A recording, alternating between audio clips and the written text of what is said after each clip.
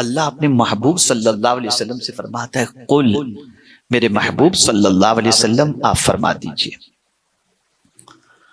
اور یہاں یہ بات میں کہہ دوں کہ جو کہنے کے لیے حضور سے کہا گیا نا وہ حضور ہی کہہ سکتے ہیں، ہمیں کہنے کا حق نہیں۔ حضور سے کہا گیا قل انما انا بشر مثلکم، ہم سے نہیں کہا گیا کہ ہم حضور کو بشر کہیں، یہ حضور سے کہا گیا کہ تم کہو۔ تو جو حضور سے کہا گیا وہ حضور ہی کہیں، ہم نہ کہیں، وہ ہم نہ کہیں۔ اب حضور صلی اللہ علیہ وسلم سے اللہ فرماتے ہیں قل بفضل اللہ وبرحمتہ، تم فرماؤ اللہ ہی کے فضل وبرحمتہ، اور اسی کی رحمت، اور اسی پر چاہیے کہ خوشی کریں۔ اللہ کے فضل اور اس کی رحمت، اسی پر چاہیے کہ خوشی کریں۔ اب فضل کیا ہے اور رحمت کیا ہے اس کو تھوڑا سمجھ لیں۔ اس میں مفسرین کے اقوال ہیں۔ بعض مفسرین نے کہا کہ فضل سے مراد اسلام ہے اور رحمت سے مراد قرآن ہے۔ بعض مفسرین نے فرمایا کہ فضل سے مراد قرآن ہے اور رحمت سے مراد احادیث ہے، اور بعد میں حضور صلی اللہ علیہ وسلم کی ذات بابرکت کے بارے میں فرمایا۔ یعنی اگر تمہیں خوشی منانا ہی ہے، اور پھر قرآن کے اگلے جملے پر آپ قربان جائیے ہوا خیر مما یجمعون، جو کچھ بھی تم نے جمع کر رکھا ہے، جتنا بھی تمہارے پاس ہے، ان ساری چیزوں کے ملنے پر خوشی نہیں۔ اگر تمہیں خوشی منانی ہے تو اسلام کے ملنے پر، قرآن کے ملنے پر خوشی مناؤ، اللہ کی رحمت کے ملنے پر خوشی مناؤ، حضور کے ملنے پر خوشی مناؤ۔ اور آج پوری دنیا کے اندر اگر امت مسلمہ بے چین ہے تو اس کی وجہ یہ ہے کہ جو اس کے پاس دولت موجود ہے، اس کے ہوتے ہوئے اس پر خوشی منانے کی بجائے وہ چیز جو فنا ہو جانے والی ہے اس کے نہ ملنے پر وہ افسوس کا اظہار کر رہا ہے۔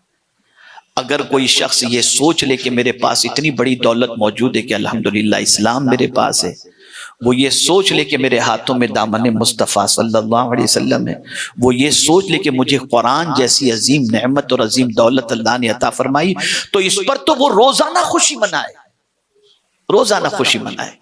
لیکن افسوس کے ساتھ کہنا پڑتا ہے کہ آج ہماری قوم کا مزاج اس سے برعکس ہو چکا کہ اسے بڑی معذرت کے ساتھ برا نہ لگے تو اب تو مسلمان ہونے پر بھی کچھ لوگ شرمندگی محسوس کرتے ہیں۔ کہاں سے انہیں خوشی ہوگی؟ مجھے یاد آ رہا ہے کم و بیش 100-150 سال پرانا ایک واقعہ، تقسیم ہند سے پہلے کا واقعہ ہے غالباً۔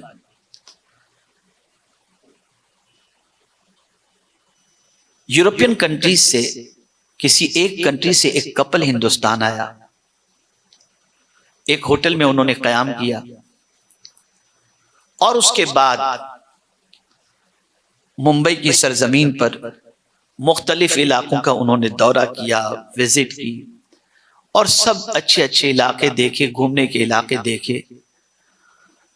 اس کے بعد گائیڈ سے انہوں نے کہا کوئی ایسی چیز جو رہ گئی اور ہم نہ دیکھے ہو ہمیں بتا دو۔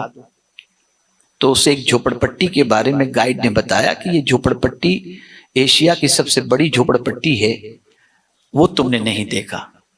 تو گائیڈ کو انہوں نے پوچھا کہ جھوپڑ پٹی کیسی ہے، تو انہوں نے بتایا کہ بھئی جھوپڑ پٹی کی پوزیشن ایسی ہے کہ بہت تنگ کمرے کے اندر، تنگ گلیوں کے اندر فیملیز رہتی ہیں، چھوٹے چھوٹے کمروں کے اندر، ان کی زندگی بڑی عجیب ہے۔ تو شوہر نے کہا مجھے نہیں جانا، تو بیوی نے کہا نہیں مجھے جانا ہے، کہیں میرے دل میں یہ حسرت نہ رہ جائے کہ میں نے کیوں نہیں دیکھا۔ گائیڈ کے ساتھ بیوی چلی، جیسے جھوپڑ پٹی میں انٹر ہوئی تو آپ جانتے ہیں کہ سلم ایریے کے اندر اتنی تنگ گلیاں، بچے پیشاب کر رہے ہیں، اندر کمرے کے اندر لوگ بنیان اتارے لنگی کے اندر پڑے ہوئے ہیں، گرمی ہو رہی ہے، عجیب سچویشن ہوتی ہے۔ آپ جانتے ہیں ممبئی کے رہنے والے، مجھے بتانے کی ضرورت نہیں ہے۔ اب وہ عورت گلیوں سے گزر رہی ہے تو دیکھ رہی ہے کسی کا چہرہ اترا ہوا ہے، کسی کا چہرہ کیسا، پردے تو بھی گرمی کی وجہ سے لگے ہوئے نہیں، تو گھر کھلے ہوئے ہیں، اور سب ایک گھر کی پوزیشن ایسی تھی کہ وہاں ایک خاتون مصلی بچھا کر نماز پڑھ رہی تھی۔ پردہ تھوڑا سا ہٹا ہوا تھا. وہ عورت جو کرسچن تھی وہ وہیں کھڑی رہی اور سوچی ذرا یہ نماز پڑھ لے تو میں اس سے کچھ پوچھوں. گائیڈ سے کہا کہ یہ فری ہو جائے تو مجھے اس سے کچھ سوال کرنا ہے. کہا ٹھیک ہے.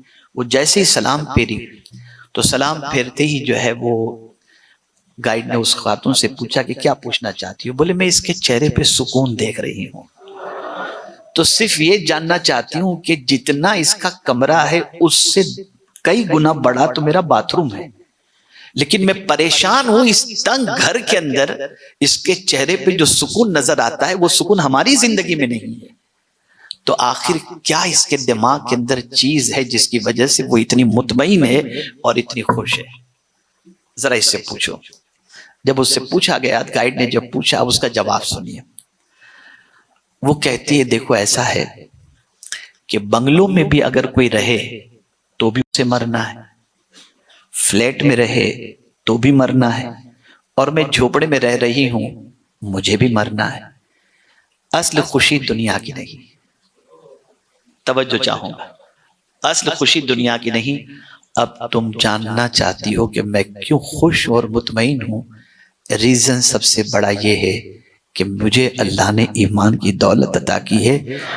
مروں گی تو اللہ مجھے جنت کی نعمت عطا فرمائے گا. اس پرماننٹ خوشی کے تصور نے مجھے یہاں پر مطمئن کر رکھا ہے. یہ ایک چیز ہے. ہمارے پاس وہ چیز موجود ہے پھر بھی ہم بے چین ہیں. ہمارا دل ان دنیا کی چیزوں میں لگا ہوا ہے، ان دنیا کی اشیاء میں لگا ہوا ہے. اس کی محبت اتنی گر چکی ہے کہ یہ ملے تو خوش اور نہ ملے تو خوش نہیں. خوش رہنے کے لیے دو چیزیں اپنی لائف میں کمپلسری کر لو. جیسے ہو اللہ کا شکر، ایک چیز، اور جو ہو اسے ایکسپٹ کرنے کی عادت رکھو.